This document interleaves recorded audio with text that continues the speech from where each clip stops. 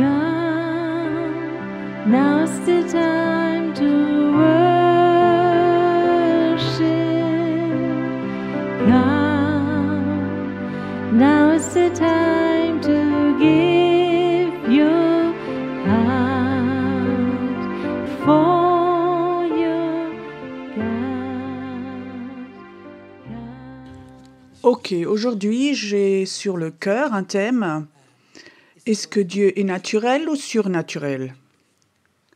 Qu'est-ce que vous pensez? Tu sais, la religion, c'est quelque chose de naturel. La religion, c'est humaniste. Oui, on peut le comprendre. Dieu est 100% surnaturel. Et tu peux comprendre Dieu que si tu le vois, si tu as son esprit. Et j'aimerais parler de ce Dieu surnaturel. Bob Mann, qui était un prophète, un ami, m'a dit cette phrase un jour, tu sais, si l'Église, si c'était que un culte naturel, alors Dieu n'est pas là. Et j'aimerais que Dieu soit là. J'aimerais pas avoir un culte naturel, mais j'aimerais que Dieu surnaturel soit là et qu'il soit libre pour faire des choses surnaturelles. Il faut juste que vous changez, vous switchez, que vous soyez prêts à rencontrer ce Dieu surnaturel. Amen. J'aimerais appeler ces puissances surnaturelles parce que si on transforme le surnaturel de Dieu avec le naturel religieux, on peut rester chez nous. Tu sais, c'est que quand un mélange naturel qui vient, qui est chez nous, mais j'aimerais que ce Dieu surnaturel, avec cette puissance surnaturelle, soit là. Pendant toute mon enfance, je suis allée à l'église, dans une église très religieuse, et toute la journée on parlait de Dieu, mais j'ai jamais vu ce Dieu surnaturel. C'était juste, tu as pas le droit, tu peux pas, tu as pas le droit, tu dois. Et je trouvais ça très, très ennuyeux, tu sais, pendant 15, 16, 17 ans, alors tu as envie de vivre après. C'est comme si tu roules avec une Porsche 400 PS et il faut que tu roules à 50. Vous connaissez ça? Ce sentiment, c'était en moi. Moi, je voulais vivre. Et pendant qu'on y est, tu sais, dans mon église, on m'apprenait quand tu es chrétien, tu n'as pas le droit d'aller au cinéma. Alors, on apprenait, si tu vas au cinéma, si Jésus vient, tu vas en enfer. Tu n'es pas là, alors. Et moi, en tant que jeune, je voulais aller au cinéma. J'avais tellement envie, mais j'avais peur que Jésus vienne et que je ne sois pas de la partie. Et je peux te dire, la première fois, à 16 ans, j'ai pris toute cette rébellion, j'ai pris mon courage, je suis allée au cinéma. Et si Jésus, tu viens, tant pis pour moi.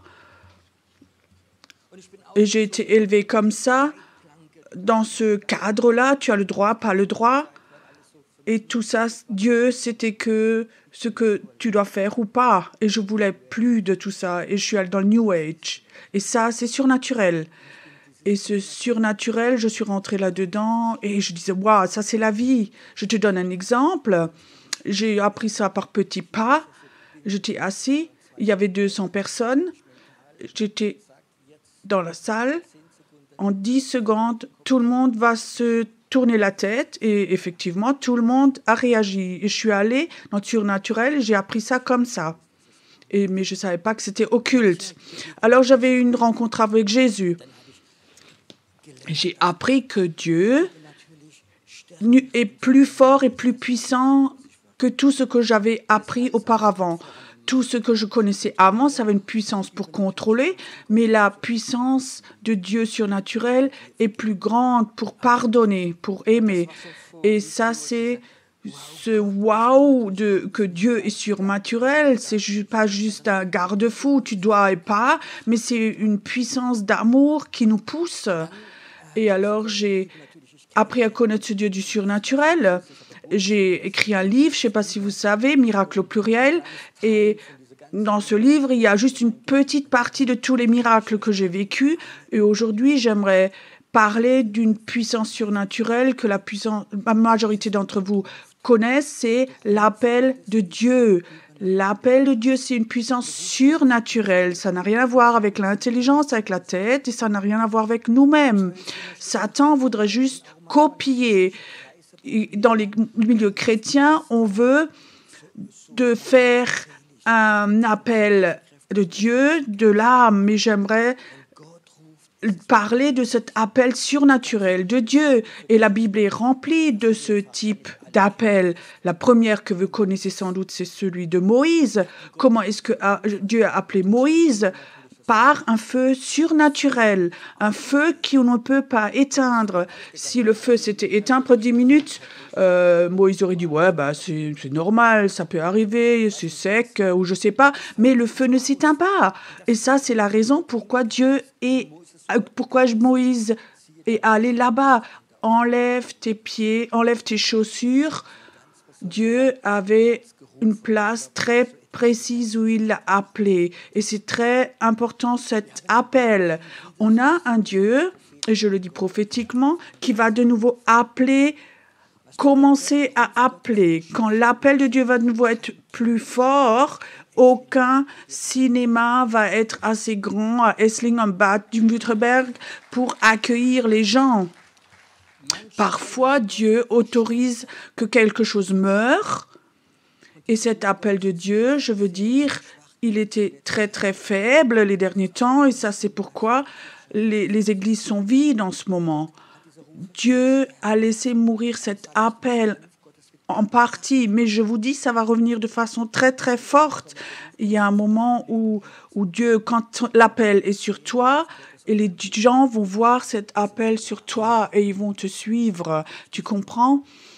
Où est-ce que tu vas le dimanche matin? Qu'est-ce que tu as fait pour que tu aies l'air tellement heureux? Tu n'as pas besoin d'évangéliser tout de suite. Tu vas voir, les gens vont être attirés par toi quand l'appel de Dieu est sur toi. Et il y a beaucoup d'histoires. Je vais en raconter quelques-unes, peut-être de la Bible, et qui m'ont impressionné. En France, je prêchais dans une église, c'était à Mulhouse, et le pasteur, il m'a présenté un ancien, et il me dit « Et raconte voir Pierrot, comment tu t'es converti ?» Et cet homme était routier, il avait 1m90, c'était une armoire, et il racontait. Moi, j'étais un communiste, j'étais élevé en tant que communiste, et je disais que les religieux, je les haïssais. Et un jour, mon fils de 20 ans venait et disait « Je me suis converti ». Et il me disait « Le père, je ne veux plus jamais que tu racontes quelque chose de Jésus là, dans cette maison. Tu racontes plus ces bêtises-là ». Le jeune a accepté ça. Le père était vraiment une personne autoritaire. Et je crois 2 mois plus tard, le fils a parié avec son papa au sujet du foot. Et tu sais comment c'est, chacun avait son opinion, et ils se discutaient. Et le père disait, toi, tu n'as aucune opinion, lui, il va gagner, moi, je suis sûr. Et le fils aussi, non, moi, je suis sûr, non, celui-là va gagner. Ils ont vraiment voté ensemble. Et qu'est-ce qu'on vote? Et le père a dit, si tu perds, il faut que tu laves ma voiture, dedans et dehors. Le fils disait, si toi, tu perds, il faut que tu ailles au culte avec moi le dimanche matin. Et vous savez qui a gagné? Le papa disait, moi j'ai perdu mon vote, moi j'avais parié que je perdrais jamais, mais le fils avait raison. Et moi je suis un homme de parole, et moi je dis, je vais à l'église. Je me suis assise dans la dernière ligne derrière, tout derrière, et je m'assis derrière comme ça. Alors il écoute la prédication et il disait, c'était tellement primitif et tellement bête cette prédication. C'est toi qui avais prié là? Non.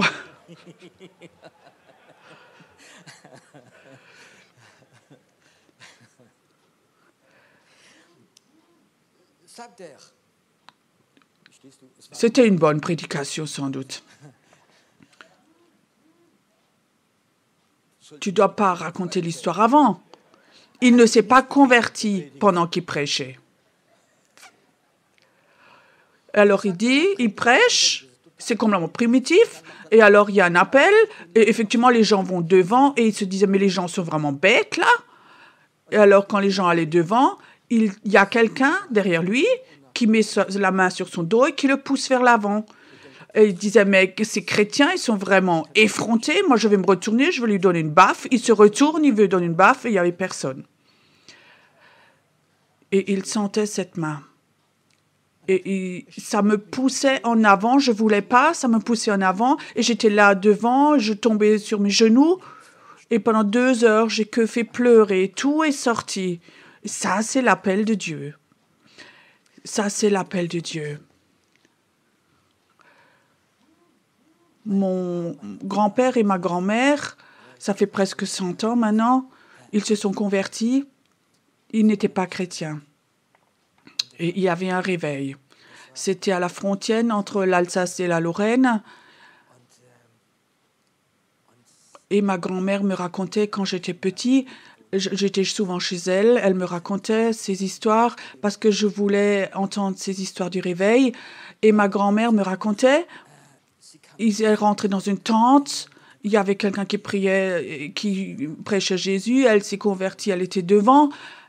Et à ce moment-là, elle était séparée de mon grand-père. Et pendant un long moment, ils étaient séparés avec mon grand-père, ils voulaient divorcer. Et alors, elle était là devant, il y avait 50 personnes. Et à côté d'elle, il y avait le grand-père. Ils étaient loin, ils habitaient 6-7 kilomètres. Elle dit, mais qu'est-ce que tu fais là? Mais la même chose que toi. Et alors, ils se sont de nouveau mis ensemble. Et alors, ils ont fabriqué ma maman. Et moi, je suis un enfant du réveil.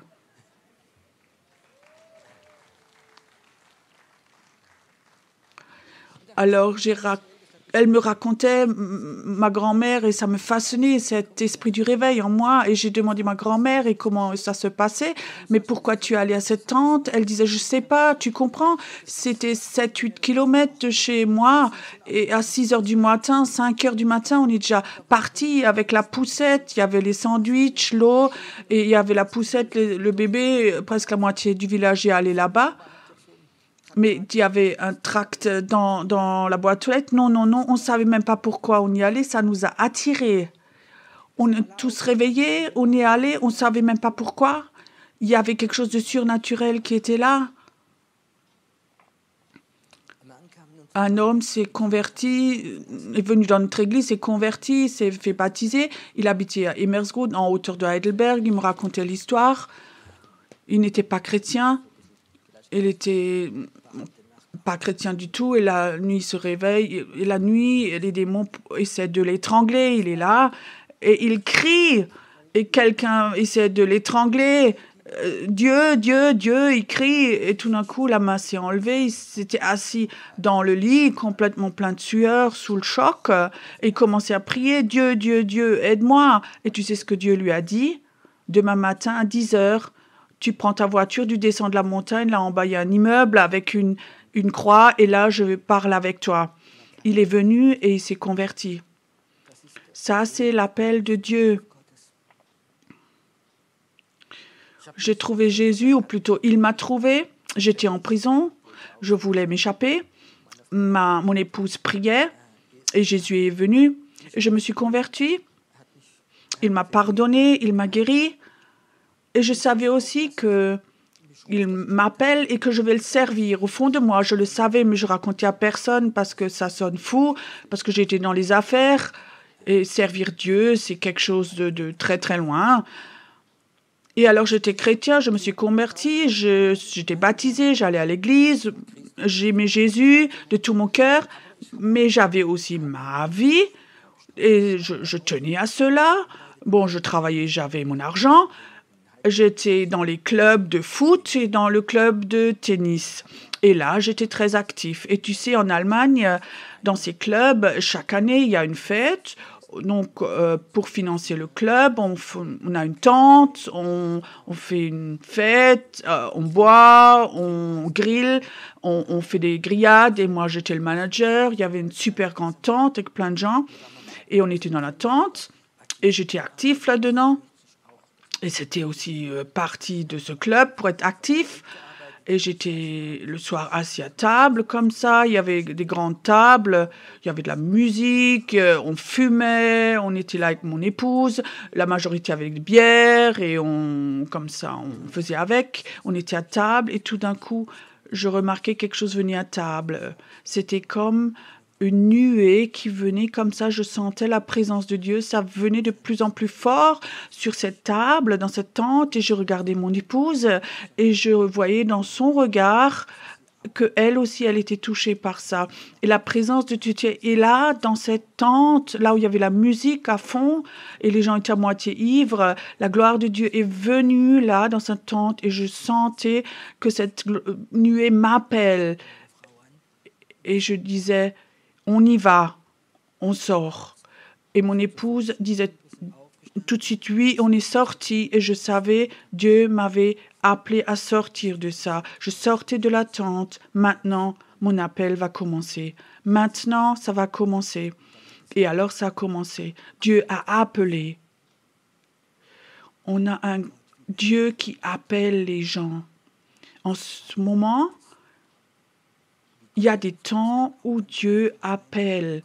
Il y a aussi des temps où Dieu dit, quitte ton job, fais des vacances, maintenant il y a un temps de prière pour toi.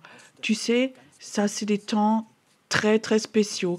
En Ésaïe, il est écrit, il appelle aussi longtemps qu'il est prêt. Ça veut dire qu'il y a des temps où Dieu est plus prêt que d'autres. Quand Dieu t'appelle, maintenant c'est le temps où tu passes du temps avec moi. Maintenant, c'est un temps où je vais t'appeler de façon toute nouvelle. Et j'aimerais te dire, cet appel de Dieu va devenir de plus en plus fort et il va appeler et ils vont avoir cette puissance de l'appel et tu vas appeler des gens, tu comprends? Sur Jésus, il y avait un appel de Dieu pour que les apôtres les a suivis, les a pas convertis. Non, non, non, ils l'ont suivi parce que l'appel était sur sa vie. Maintenant, il y a une histoire dans la Bible qui est très forte, qui m'a marquée, c'est l'histoire d'Élie. Élie, il avait quelqu'un qui le suivait, Élisée, il a fait de façon très spéciale avec un manteau. Élisée était en train de travailler avec beaucoup de succès, avec un immense tracteur avec 5 cylindres. Il était dans son champ et tout d'un coup, Élie vient. Il ne fait rien d'autre que de poser son manteau sur lui. Et tout d'un coup, il y va. Élisée, il quitte tout, il vend tout et il suit Élie. Qu'est-ce qu'il y avait dans ce manteau? Tu peux imaginer que Dieu te donne un manteau comme ça, un manteau prophétique comme ça, que tu vas chez des gens, que tu ne dis pas grand-chose. Tu mets ta main sur l'épaule et tout d'un coup, tu vois, ils vont te suivre. Ils ne te suivent pas toi, mais ils vont suivre Dieu. Élie a appelé Élisée. Un prophète peut appeler un prophète. Un évangéliste appelle un évangéliste. Un pasteur appelle un pasteur. Quelqu'un qui a fait du travail d'enfant, qui a un appel pour les enfants, va appeler ceux qui ont un appel pour d'autres enfants. C'est quelque chose de normal. Un pasteur ne va pas appeler un prophète ou un apôtre. Il appelle ce qu'il a en lui. Et maintenant, il y a cette question, qu'est-ce que toi, tu as en toi qui est surnaturel, qui appelle les gens? J'aimerais juste te donner 2 exemples. Dieu m'a appelé à être prophète, bien que je ne le souhaitais pas du tout, en fait. C'est pas facile de porter ce prophétique qui est en toi. Je te raconte courtement comment c'est passé. J'étais en séminaire en France avec un groupe. On avait eu 3-4 jours comme ça, vraiment un moment de réveil. On avait des cultes. J'étais dans ma chambre, c'était juste avant 20 heures. Je dis, Seigneur, je vais prêcher. Il dit, Seigneur, le Seigneur dit, je ne vais pas prêcher ce soir. Tu dis, tu vas devant et tu dis, je vais être prophète. J'ai dit, non, non, non, je ne vais pas faire ça, ça ne va pas. Donne-moi une parole. Dieu n'a plus parlé avec moi. Jusqu'à 20h10, où j'étais obligée de descendre, j'ai dit, Seigneur, tu ne peux pas faire ça. Alors je descends le soir, c'était 20h10, les gens me donnaient le micro et je vais devant et je dis, c'est fou, mais ce soir je ne prêche pas, mais je suis prophète. Je pensais déjà les premières tomates vont arriver. Et vous savez ce qu'ils ont fait, les fous dans la salle? Ils ont applaudi. Ah oui, super, ils ont applaudi. Mais est-ce qu'ils sont fous, ceux-là? Et à ce moment, il y a quelque chose qui s'est passé. Et toute la soirée, j'ai prophétisé sur les gens, ce qu'ils avaient dans leur poche, ce qu'ils avaient dans leur tiroir à la maison, des choses complètement surnaturelles. Je peux te dire, c'est pas facile de porter ça. Mais ce manteau est venu sur moi. Et quelques années plus tard, Dieu m'a dit, Pierrot, j'aimerais que tu fais une école de prophète en Israël. Je dis, oh non, tu sais, Israël, c'est pas forcément, tu sais, c'est les gens en religion qui viennent pour regarder les pierres, pour l'histoire et tout, c'est pas mon truc du tout. Et qui me connaît moi pour que je fasse une école de prophète en Israël? Dieu a dit, fais. Et on était à ce moment-là une église pas connue du tout. J'avais fait un petit prospectus avec Israël. Et il y avait plus de 100 personnes qui se sont inscrites. 100 personnes sont venues. On a eu un super moment prophétique là-bas. Et les derniers jours, Dieu a dit, demande qui de ceux qui sont venus avec avait l'argent pour financer ce voyage. 2/3 de toutes les personnes n'avaient pas l'argent, en fait, mais ils l'ont eu de façon surnaturelle. Ça, c'est l'appel de Dieu. Ça libère même les finances pour que tu puisses suivre. Quand Dieu appelle, il ne faut pas que tu ouvres les portes. Elles vont s'ouvrir toutes seules. Si quelqu'un te pousse, oui. Tu sais, dans le royaume de Dieu, il y a aussi beaucoup de gens qui ont été poussés dedans. Je vous explique. Un homme venait devant, il dit, Pierrot, j'aimerais avoir le baptême du Saint-Esprit. Tu peux prier pour moi? Je dis, ah oui, je mets la main dessus, je prie. Et j'avais l'impression, c'est comme si un courant électrique devait passer dans du bois. Tu sais, le bois, il n'y a pas le courant qui passe. Et je regardais et je disais, écoute, pourquoi tu es donc devant? Elle dit, oui, mon épouse m'a envoyé devant. Mais est-ce que toi, tu vas voir ça? Je dis, non, non, non. Tu sais, il a été poussé devant. Un autre homme de notre église était là. Il voulait avoir de la cure d'âme et je parlais avec lui. Oui, et ça, et ça, et ça. Et on tournait autour du pot. Et alors, je dis, mais pourquoi? Comment tu es devenu chrétien? Il disait, oui, tu sais, mon épouse est chrétienne et je l'ai épousée. Et la belle-mère a dit, si tu te convertis, tu vas avoir une voiture, une nouvelle voiture de moi. Mais il s'est converti très vite. Tu crois que Dieu l'a appelé, lui? Il a été poussé. Arrêtez de pousser les gens vers Dieu. Tu comprends? Arrête de pousser les gens. Parce que quand tu pousses quelqu'un, tu vas peut-être le pousser toute ta vie. Et que si on a les églises remplies, le pasteur aura beaucoup de travail avec ces gens. Si les gens sont poussés, il va courir pour les rattraper. Mais aujourd'hui, le pasteur fait tout parce que beaucoup étaient poussés dans l'église. Ou les gens qui sont de génération dans l'église. Dieu n'a pas... Il n'a pas de neveux. Dieu n'a que des enfants. Si tu as des enfants, ne les oblige pas. Prie que Dieu les appelle, que l'appel de Dieu vienne sur eux. Je ne sais pas si tu connais le pasteur Peter Schmidt, un pasteur de l'église la plus grande en France, à Mulhouse, une église de 3000 personnes. Et il me racontait, quand il avait 14 ans, tout d'un coup, il n'avait pas envie d'aller à l'église. Il trouvait ça ennuyeux. Il voulait simplement aller avec les copains, faire du foot et faire d'autres choses. Il disait, maman, aujourd'hui, je ne veux pas aller au culte. Et la maman était vraiment choquée à ce moment. Quoi? Tu vas pas au culte? Et tout d'un coup, elle a couru chez le père, qui était pasteur. Notre fils Samuel ne veut pas aller au culte. Et le père va dans la pièce, il va chez Samuel et dit, Samuel, pas de problème, à partir de maintenant, la responsabilité de ta vie est sur toi. Et à ce moment-là, il y a quelque chose qui est venu sur moi, disait-il. C'était si fort. Je suis sortie chez ma mère et j'ai dit, oui, je viens. Ça, c'est un des plus grands pasteurs de France. La mère ne l'a pas poussé, Dieu l'a appelé. Dieu l'a appelé. Et ça, c'est quelque chose de très important.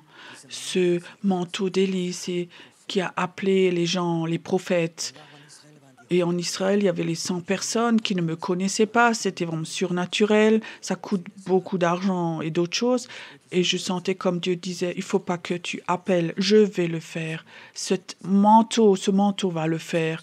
Et il y a des temps où Dieu dit, fais quelque chose et je sens ce manteau, cet appel qui est sur ma vie.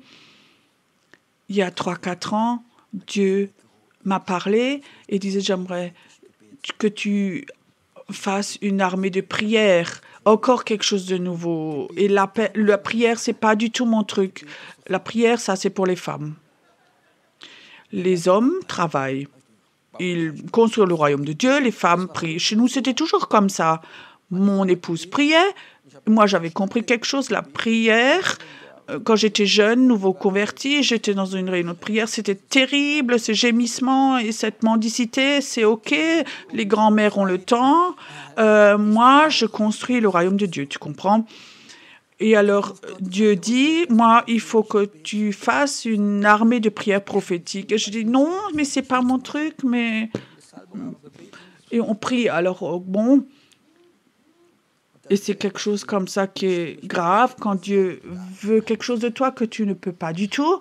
Alors je dis, OK, si tu veux vraiment, mais pourquoi est-ce que tu m'appelles? J'ai aucune notion, je n'ai même pas lu un livre sur la prière, sur plein de choses, mais pas sur la prière, parce que c'est pas du tout mon thème. Pourquoi est-ce que tu m'appelles moi? Tu sais, j'ai aucune notion, mais c'est justement parce que tu n'as pas de notion que je t'appelle.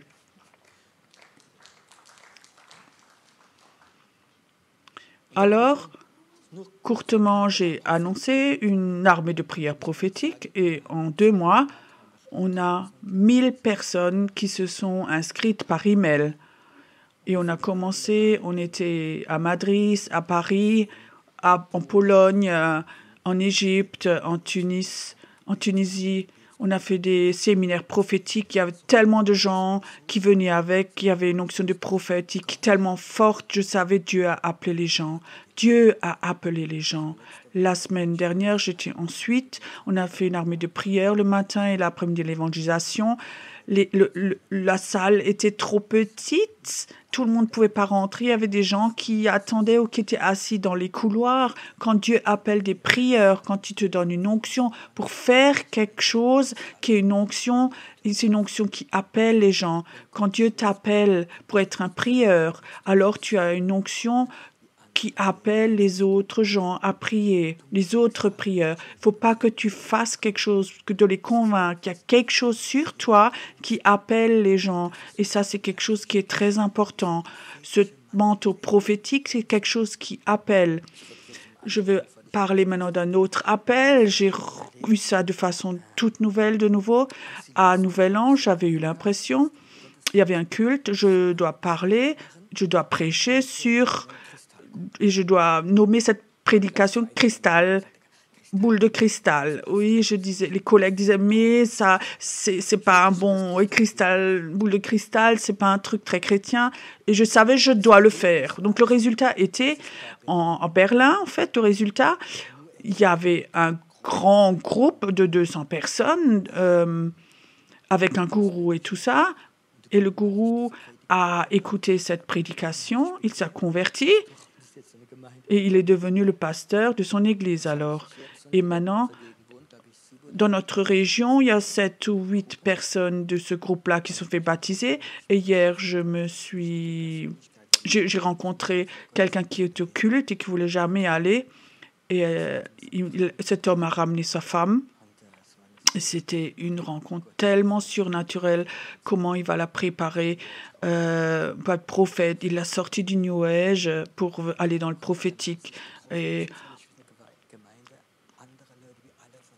tous ceux qui sortaient de ce groupe de New Age-là, on s'est rencontrés. Et la prédication de cette boule de cristal, je vous la raconte quand même. C'est une histoire en Russie. Il y a une voyante très, très connue qui, le matin, enlève son voile de cette boule de cristal et elle regarde dedans. Et alors, elle voit Jésus dans cette boule de cristal. Elle voit Jésus dans cette boule de cristal et ça fait peng et cette boule de cristal se brise. Mais avant que ça fait peng, Jésus lui avait parlé. Demain soir, tu vas aller dans la ville voisine au stade et tu vas apprendre à me connaître. Et la boule de cristal a explosé. Et la femme était tellement choquée. Moi, je veux maintenant voir. Et effectivement, le jour d'après, elle va dans la ville voisine en Russie, dans le stade. Il n'y avait pas un foot, mais il y avait une évangélisation. Elle rentre dedans, elle se convertit, s'agenouille, et aujourd'hui, c'est une évangéliste qui voyage dans tout Russie. L'appel de Dieu est venu sur cette boule de cristal. Et Dieu avait dit, prêche ceci. Et pendant que je prêchais, l'appel est sorti pour que tout un groupe de New Age s'est converti et cet homme est devenu pasteur. L'appel de Dieu était dedans. L'appel de Dieu est quelque chose de surnaturel. Et tu sais, si j'avais pas l'appel de Dieu, je n'aurais sans doute pas la capacité rhétorique ou théologique pour faire ce que je fais. Mais je sais que l'appel de Dieu, c'est quelque chose de surnaturel qui se pose sur les gens. Et il y a des temps où je sens ce poids, je sens sur moi ça, d'appeler des prophètes, d'appeler des gens à Dieu, ou d'appeler les gens dans la prière, ou d'appeler les gens dans la puissance de guérison, d'appeler les gens. Je ne suis pas là pour appeler ou pour parler de ce manteau, mais je veux que cet appel, ce manteau de l'appel qui vient sur toi, quand tu es un leader de louange et tu sais quelle puissance a la louange, quelle puissance il y a dans la louange. Tu peux me donner tes lunettes de soleil si tu veux. L'inconvénient avec la lumière, c'est qu'on voit que j'ai plus 20 ans. Quand c'est sombre, quand il y a moins de lumière, je peux dire que j'ai 25 ans et que j'ai beaucoup de cheveux. OK. Tu sais, quand l'appel de Dieu est là, c'est quelque chose de Dieu qui est surnaturel. Cet appel de Dieu, imagine, tu as un travail d'enfant et tu as vraiment ça sur le cœur parce que tu aimes les enfants. Et alors tu commences à prier, Seigneur, tu sais qu'on a vraiment un manque de collègues. Et alors, il y a des gens qui vont venir à toi qui ont envie de faire ça parce que ton appel, ce manteau pour les enfants, va être là quand tu fais la louange et tu sais vraiment ce que c'est la louange. Tu vas avoir quelque chose sur toi qui appelle et les gens disent ça aussi, on veut l'avoir. Ça aussi, on veut l'avoir. On veut aussi faire de la louange parce que ce manteau de ce qui est posé sur toi va appeler les gens quand tu es un leader de groupe de maison.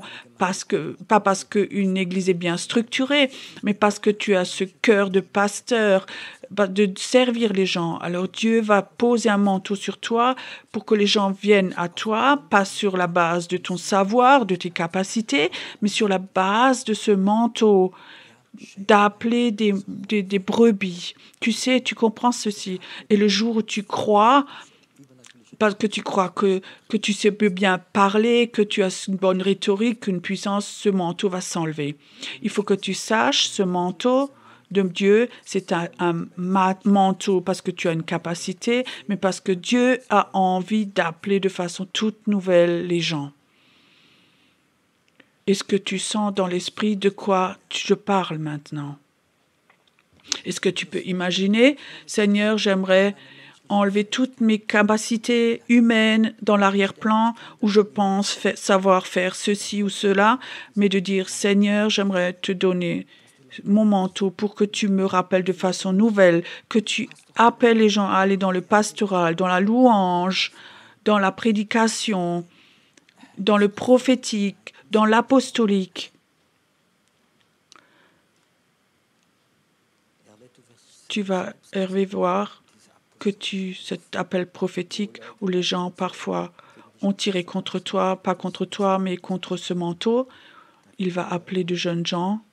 Tu vas voir comme les jeunes gens vont venir et tu vas voir, ce n'est pas les membres de ton église, mais c'est les futurs gens, cet appel apostolique va être sur toi. Et je crois que c'est quelque chose de très important. Il faut qu'on arrête avec notre propre psychologie, notre force de bâtir le royaume de Dieu. Mais il faut qu'on sache notre Dieu est un Dieu surnaturel. Il veut aller avec nous dans le surnaturel. La Bible dit, Dieu confirme sa parole par des signes et des miracles. Amen. Est-ce qu'il peut faire ça ce matin ici? Je ne sais pas pourquoi, mais je sens maintenant dans l'esprit que Dieu dit, j'aimerais donner des chaussures évangéliques pour les évangélistes. J'aimerais toucher ce matin aussi les gens aussi qui regardent, peu importe où. Cet Dieu surnaturel n'est pas limité à cet endroit, mais il passe par YouTube, par les films, par Instagram. Il rentre dans les maisons. Aussi la puissance de Dieu ce matin, elle doit rentrer partout. Je sens ce matin comme Dieu dit, j'aimerais que cet appel, j'aimerais le libérer pour les évangélistes. Il y a des gens ici, et ce se passe maintenant. Que Dieu touche tes pieds maintenant. Comme quelque chose de Dieu touche tes pieds comme une électricité, une chaleur. Tu le sens maintenant, ça touche tes pieds maintenant. Et tu vas appeler des gens, tu vas être un évangéliste. Et tu vas être une évangéliste. Et les gens vont te suivre parce que cet appel est en toi. Dieu dit, j'aimerais mettre un signe ce matin. Et ce signe est, je vais maintenant toucher tes pieds, maintenant, et me poser le manteau sur toi. Certains vont maintenant sentir qu'il y a quelque chose dans tes pieds maintenant, comme un feu dans tes pieds. Écoute, si maintenant tu sens que Dieu touche tes pieds maintenant et t'appelle à être évangéliste, peu importe où tu es, lève-toi, je vais prier pour toi. Lève-toi simplement et mets-toi debout devant Dieu. Ce Dieu qui appelle, ce Dieu qui appelle. Ce jeune homme-là, juste là, avec la chemise blanche, Dieu dit, je vais te donner un don prophétique. Tu vas avoir un cœur et tu vas voir comme Dieu voit les gens. Et tu vas avec beaucoup d'amour servir les gens. Ça va être un signe très très fort dans ta vie. Arrête de regarder dans ton passé ce qui ne marche pas, dit le Seigneur, mais regarde ce que je prévois, ce qui est devant toi. Je vais poser un manteau sur toi et tu vas vivre des gens où les gens vont venir à toi, te parler parce qu'ils voient ce manteau. Et Père, j'aimerais que ce matin, que cet appel, qu'il vienne de nouveau, tout nouveau pour les évangélistes, aussi dans cette ville, aussi qui vont sortir de cette ville, parce que tu vas les appeler en tant qu'évangélistes. Et certaines personnes aussi ici, c'est comme si la puissance de Dieu touchait tes mains maintenant. C'est comme si Dieu dit, je vais donner quelque chose de nouveau, une onction de libération, de guérison dans ton main. Écoute, si tu sens ça maintenant, que tu as ça dans tes mains maintenant, que Dieu t'appelle à aller dans cet ministère de guérison, élève tes mains maintenant vers Dieu. Élève tes mains vers Dieu maintenant. C'est comme si Dieu voudrait mettre quelque chose dedans. Je mets quelque chose dans tes mains maintenant. Et tu vas voir comme des signes et des miracles vont se passer. Ce n'est pas ton don à toi, c'est un cadeau. Beaucoup de gens vont venir à Dieu parce qu'ils vont voir les signes et les miracles. J'ai appelé Moïse et j'ai donné à Moïse un bâton d'autorité. Moi, je veux te donner aussi ce bâton d'autorité. Et je vois dans l'esprit, comme Dieu dit, cette église à Essling doit être une église prophétique. Il va y avoir un esprit prophétique ici. Il va être fort. Là où la sorcellerie a vraiment combattu ceci, la sorcellerie va le reconnaître. Où la sorcellerie va plier le genou, ils ne peuvent rien faire. C'est l'appel de Dieu. Ce ne sont pas les humains, c'est la main de Dieu. C'est la main de Dieu, ce manteau de Dieu, ce prophétique qui est posé sur cette église. Il y a des gens qui sont là. Tu vas porter un bout de cet esprit prophétique. Tu dois, c'est important que ici, qu'il y ait des gens portent cet appel prophétique, qui vont porter ce manteau pour cette Église, que quand ils prient, qu'ils ne soient pas devant le mur de lamentation, mais qu'ils prient prophétiquement pour cette Église ici. C'est là maintenant.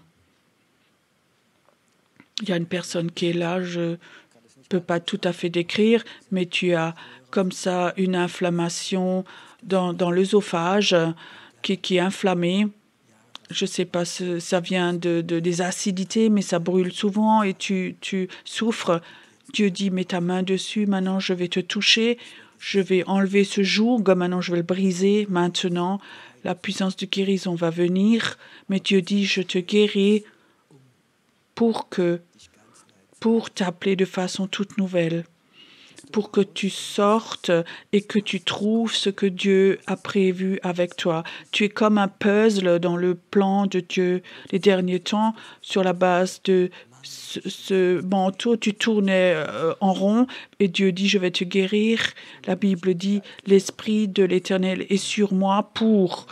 Dieu te guérit pour que tu sois ce morceau de puzzle dans le plan de Dieu. Tu vas y rentrer. Et ça a quelque chose à voir avec le prophétique, avec la prière, dit Dieu. Et Père, il y a plusieurs personnes qui sont là. Ils ont des maux d'estomac sur la base du stress et d'autres choses. Aussi des attaques démoniaques, des problèmes d'estomac. Écoute, si tu es là maintenant, tu sais que Dieu maintenant parle de toi. Mets ta main maintenant sur ton estomac.